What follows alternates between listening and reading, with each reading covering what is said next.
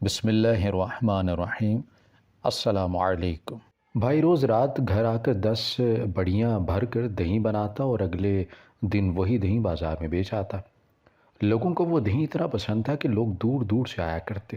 اب تو گھر بھی آنے لگے تھے، جب ایک حجابی لڑکی جس کی صرف آنکھیں دکھ رہی تھیں وہ رو رہی تھی، مجھ سے بولی تمہارا بھائی بہت بڑا گناہ کر رہا ہے۔ مجھے اس کی بات سمجھ میں نہیں آئی، پر غصہ آ گیا۔ میں نے اسے باتیں سنائی تو وہ بولی کہ جب تمہارا بھائی دہی بناتا ہے تو تم کہاں ہوتی ہو؟ میں نے کہا کہ میں سو رہی ہوتی ہوں، تو بولی کہ آج مت سونا اور چھپ کر اسے دہی بناتے دیکھنا۔ میں نے کچھ سوچتے ہوئے حامی بھر دی اور رات ہوتے ہی کچن کے سامان کے پیچھے چھپ گئی۔ جب بھائی اپنے کام میں مگن تھا مجھے اس لڑکی پر بہت غصہ آیا۔ میں وہاں سے اٹھنے ہی لگی تھی جب اگلے لمحے مجھ پر قیامت ٹوٹ پڑی، جب بھائی نے میرا نام ثنا ہے، میرا تعلق مظفر گڑھ سے ہے، ہم 3 بہن بھائی ہیں۔ بھائی بڑا ہے، میٹرک کے بعد اس نے پڑھائی چھوڑ دی تھی اور کسی کی کاسمیٹکس کی دکان پر بیٹھا کرتا تھا۔ اس سے چھوٹی میں تھی، میں میٹرک میں تھی، مجھ سے چھوٹی میری بہن فضا تھی جو 5ویں جماعت میں پڑھا کرتی تھی۔ میری والدہ اس کی پیدائش کے وقت اس دنیا سے چلی گئی تھی۔ میرے ابا اور میرے چچا ایک ہی گھر میں رہتے تھے۔ میرے چچا کے 2 بیٹے تھے، ایک شادی شدہ تھا جس کا نام اویس تھا، دوسرا انس ہے جو ایک پرائیویٹ سکول چلا رہا تھا۔ میری چچی ہم لوگوں کا بہت خیال رکھا کرتی، مجھ سے اور میرے بہن بھائیوں سے اپنی اولاد کی طرح ہی محبت کرتی۔ میں سو رہی تھی جب چچی نے مجھے جگایا اور کہا کہ ناشتہ بنا لو، فضا اور انس کو دیر ہو رہی ہے۔ میں جلدی سے اٹھی اور ناشتہ بنایا۔ انس کی عادت تھی نخرے بہت کرتا تھا، پراٹھا تھوڑا سا جل گیا تھا اور اس نے ناشتہ ہی سائڈ پہ کر دیا۔ میں نے بھی دوبارہ نہیں کہا کہ اور بنا دیتی ہوں۔ چچی آوازیں دیتی رہیں کہ بیٹھ جاؤ اور بنا دیتی ہیں، لیکن وہ انس ہی کیا جو اپنی بات سے پیچھے ہٹ جائے۔ جب کہہ دیا کہ نہیں کرنا ناشتہ تو بس بات ہی ختم۔ فضا کا لنچ باکس میں بنا کر اسے دے دیا، وہ ناشتہ نہیں کرتی تھی، ساتھ لے کر جایا کرتی۔ انس کو اسکول میں ہی پڑھا کرتی تھی۔ ایک دن فضا نے بتایا کہ اسکول میں نئی ٹیچر آئی ہیں، بڑی خوبصورت اور اچھی ہیں، بچوں سے بہت محبت سے پیش آتی ہیں۔ میں چچی کے پاس گئی اور باتوں باتوں میں انہیں بتا دیا کہ وہ بھی میری طرح پریشان نظر آ رہی تھی۔ اصل میں کچھ ماہ پہلے ایک فقیر آیا، وہ کسی درگاہ کے لیے لنگر اکٹھا کر رہا تھا۔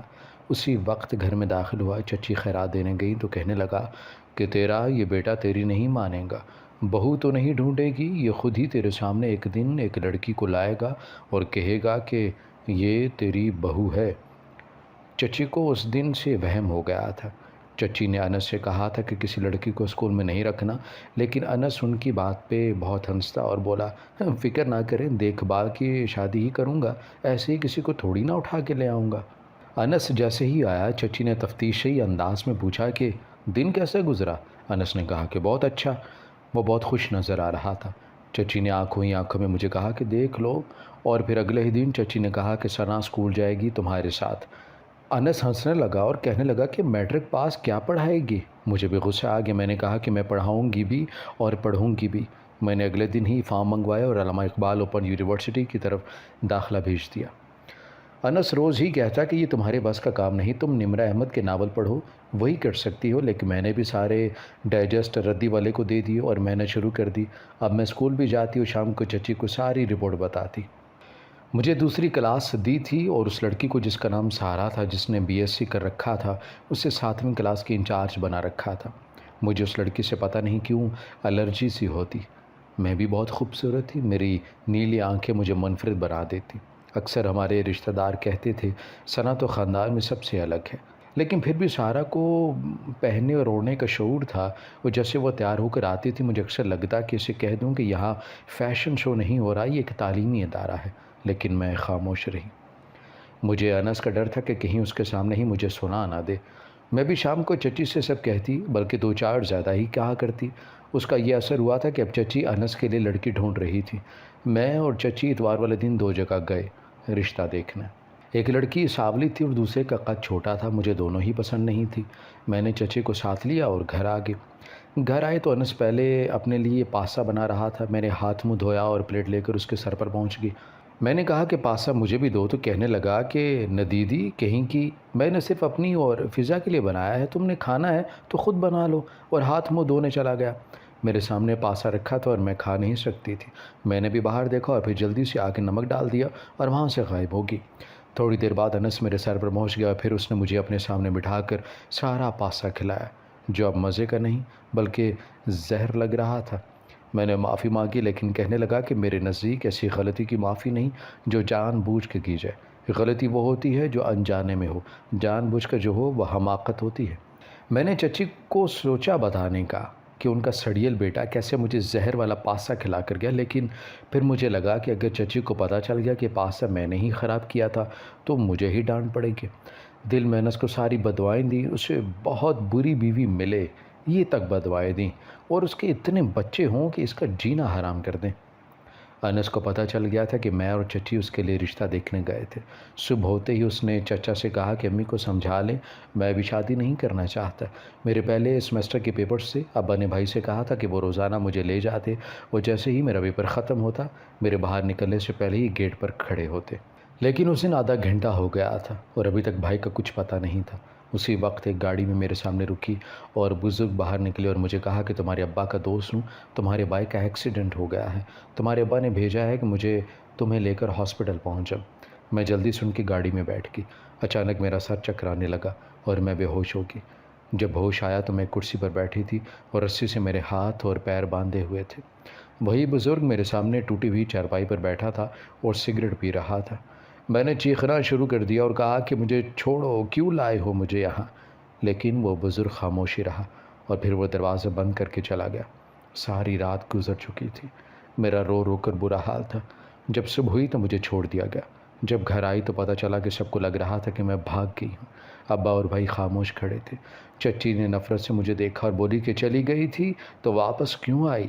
اب ہمیں نہیں ضرورت تمہاری، تم جیسی کہ میرے گھر میں کوئی جگہ بھی نہیں۔ چچا اور انس بھی خاموش تھے۔ میں نے سب کچھ بتایا لیکن انہیں سب جھوٹ لگ رہا تھا۔ میں نے دکھ سے اپنی چچی کی طرف دیکھا جسے مجھ سے اتنی محبت تھی، آج نفرت سے منہ موڑ رہی تھی۔ میں نے کہا کہ میری تربیت آپ نے کی ہے، کیا آپ کو اپنی تربیت پر بھروسہ نہیں؟ لیکن چچی نے کمرے میں جا کر دروازہ بند کر لیا اور پھر جو نہیں ہونا چاہیے تھا وہ ہوا۔ چچا نے ابا سے کہا کہ مولوی بلاؤ، آج اس کا نکاح انس سے ہوگا، اور پھر چچی نے رونے پیٹنے کے باوجود چچا نے میرا نکاح انس سے کروا دیا۔ انس اب زیادہ تر گھر سے باہر ہی رہتا، چچی سارا دن سر باندھ کے لیٹی رہتی۔ میں نے سارے گھر کی ذمہ داری خود پہ لے لی، صبح سے رات ہو جاتی سب کے کام کرتی اور خدمت کرتی، لیکن کسی کے چہرے پر میرے لیے مسکراہٹ یا ہمدردی نہیں تھی۔ میرا بھائی میری ضرورتوں کا خیال رکھتا، ابا تو بات بھی نہیں کرتے تھے۔ چچا نے اس دن کے بعد سے مجھ سے بات نہیں کی اور چچی تو مجھے دیکھنا نہیں چاہتی تھی۔ انس کی خاموشی بھی مجھے سمجھ آتی کہ وہ یہ سب نہیں چاہتا تھا۔ میں نے کپڑے دھوئے اور اب کھانا بنا رہی تھی جب میرا بھائی پریشان سے میرے پاس آیا اور بولا کہ مجھے کچھ پیسے چاہیے۔ میں نے کہا کہ میرے پاس کہاں سے آئے؟ کہنے لگا کہ کہیں سے بھی کرو، مجھے 5,000 روپے دو۔ میں کام سے فارغ ہوئی اپنے کمرے میں آئی، مجھے سمجھ نہیں آ رہی تھی کہ پیسے کس سے مانگوں۔ اچانک مجھے انس کا خیال آیا، میں اس کے کمرے کی طرف گئی لیکن ہمت نہیں تھی کہ اندر جاؤں۔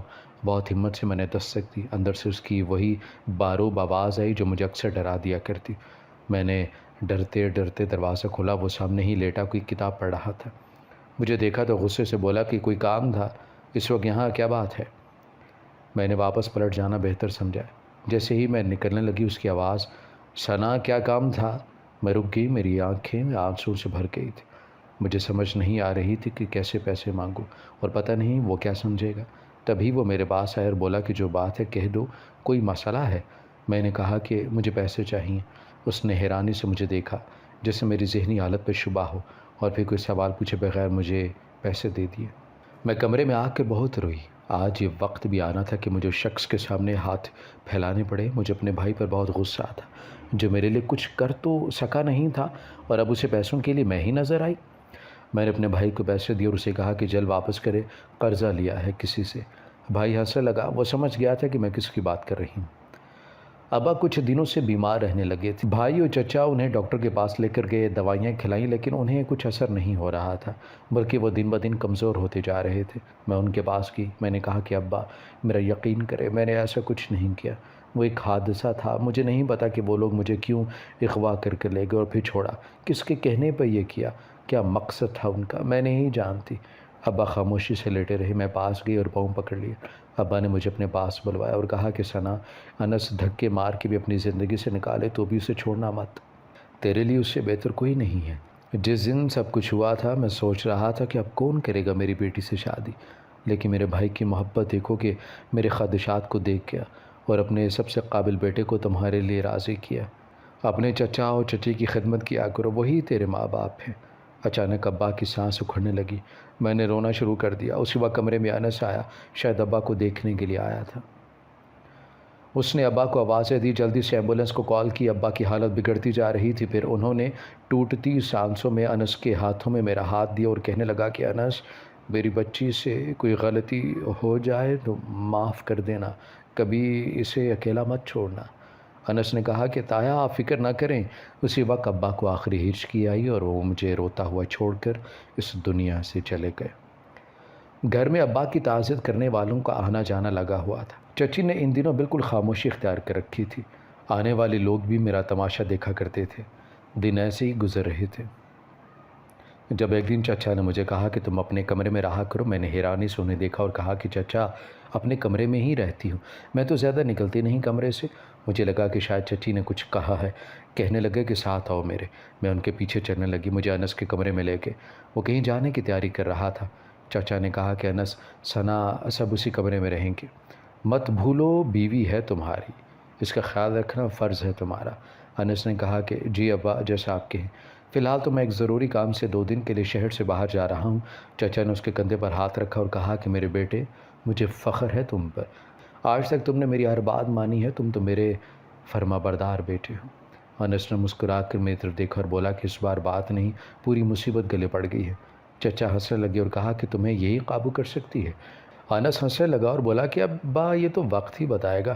چچا نے انس کا کان پکڑ کر کہا کہ میری بیٹی کو کچھ کہا یا اس پہ روب جھاڑنے کی کوشش کی تو مجھ سے برا کوئی نہیں۔ میں نے روتے ہوئے دل میں اللہ کا شکر ادا کیا کہ میرے پاس اتنے پیار کرنے والے رشتے تھے، نہیں تو پتہ نہیں ابا کے بعد ہمارا کیا بنتا۔ انس کو گئے 2 دن ہو گئے تھے۔ میرا بھائی بھی شام کو گھر آتا، کھانا بھی باہر ہی کھاتا۔ چچی نے اسے ڈانٹا بھی کہ لیکن اس نے ہنس کے بات ٹال دی۔ فضا کی طبیعت ٹھیک نہیں تھی۔ میں ساری رات اس کے سرہانے بیٹھی رہی، اسے ٹھنڈے پانی کی پٹیاں کی۔ پتہ نہیں کب میری وہیں بیٹھے بیٹھے آنکھ لگ گئی۔ جب آنکھ کھلی تو فجر کی اذانیں ہو رہی تھی۔ میں کمرے میں آئی تو بیڈ پہ انس سو رہا تھا۔ وہ شاید رات کو ہی آیا ہوگا۔ میں نے خاموشی سے دروازہ بند کیا اور باہر آ گئی۔ نماز کے بعد کچھ دیر لیٹ گئی، جب کسی کی آواز سے میری آنکھیں کھلی۔ فضا مجھے آوازیں دے رہی تھی، اسے بھوک لگی تھی۔ میں نے ناشتہ بنایا، اپنی بہن کو کروایا اور پھر چچا چچی کو ان کے کمرے میں ہی ناشتہ پہنچا کے انس کو دیکھنے آئی جو ابھی تک سو رہا تھا۔ میں آہستہ سے پاس آئی اور پاس ہی بیٹھ گئی۔ یہ شخص پتہ نہیں کس مجبوری میں رشتے میں بندھا تھا، لیکن میں نے ہمیشہ سے اس کے ہی خواب دیکھے تھے۔ میں چچی کو اس کی شکایتیں لگاتی تاکہ وہ کسی اور لڑکی کا نہ ہو جائے۔ میں رشتے ریجیکٹ کرتی تاکہ اس کی کہیں اور شادی نہ ہو جائے۔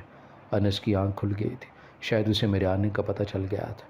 میں پتہ نہیں کب سے اسے دیکھ رہی تھی۔ اس نے اٹھ کے بیٹھتے ہوئے کہا کہ خیریت، صبح صبح میرے سر پر کیوں سوار ہے مصیبت؟ میں نے شرمندگی سے آنکھیں جھکا لی، پتہ نہیں کیا سوچے گا۔ میں پاگلوں کی طرف سے کیوں دیکھ رہی تھی۔ میں نے کہا کہ دیکھنے آئی تھی کہ اٹھ گئے ہیں تو ناشتہ بنا لوں۔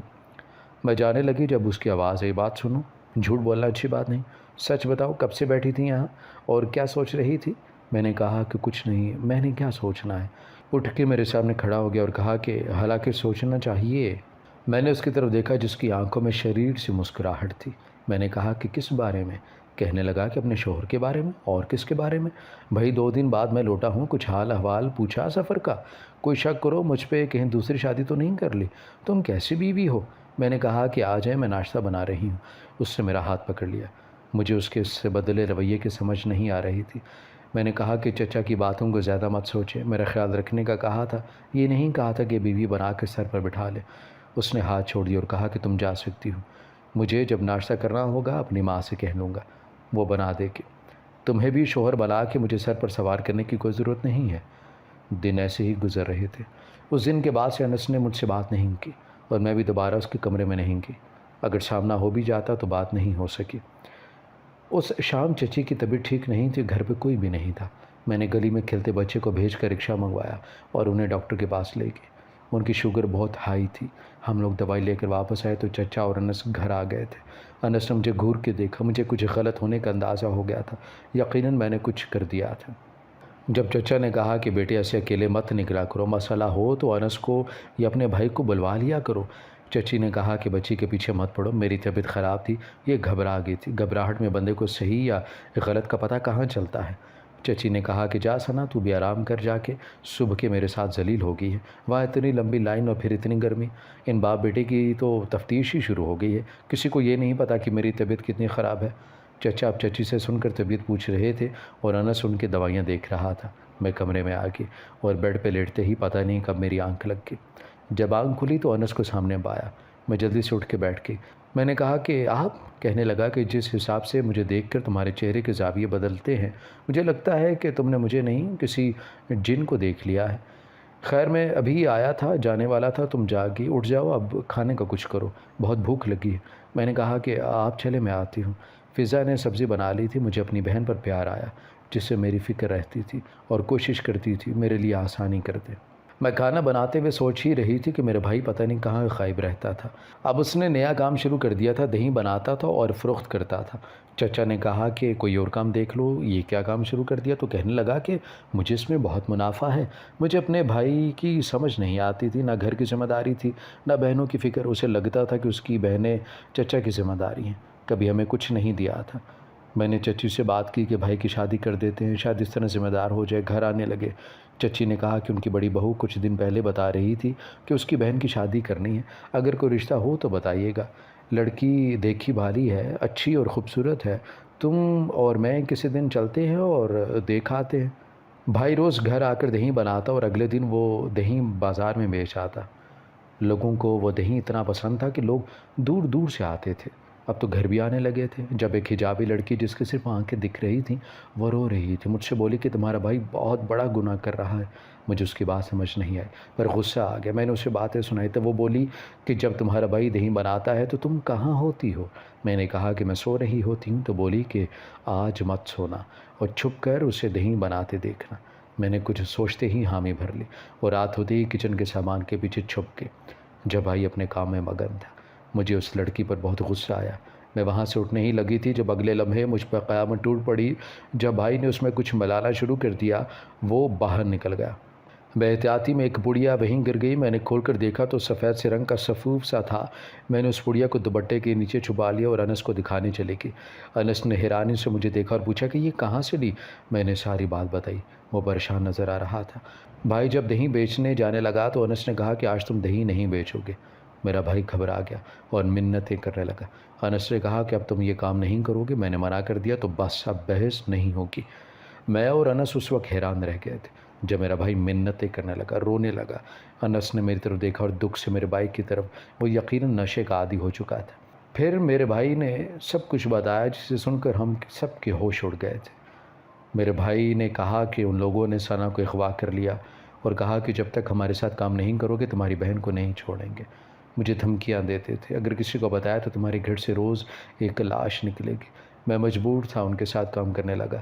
اب وہ لوگ مجھے بھی نشے کا انجیکشن دیتے، مجھے سکون محسوس ہونے لگا اور پھر میں اس کا عادی ہو گیا۔ میرا بھائی بچوں کی طرح فرش پر بیٹھا رو رہا تھا اور ہم سب پریشان اور شرمندہ تھے کہ کیسے اس سے غافل ہو گیا۔ ہمیں پتہ نہیں چلا کہ وہ کیا کر رہا ہے۔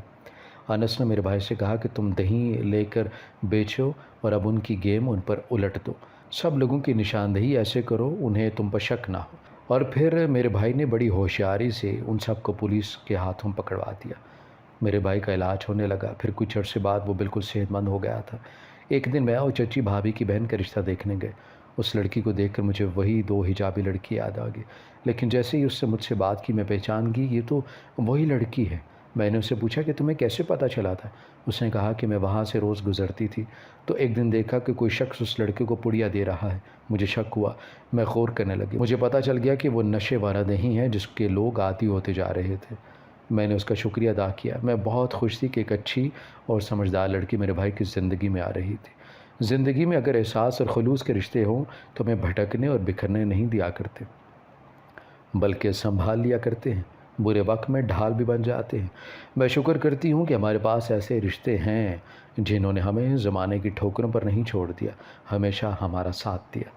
ہماری ویڈیو اگر آپ کو پسند آئی ہے تو ضرور لائک کیجیے، اپنی رائے دینا چاہیں تو کمنٹس کیجیے، اچھی لگے تو شیئر کیجیے۔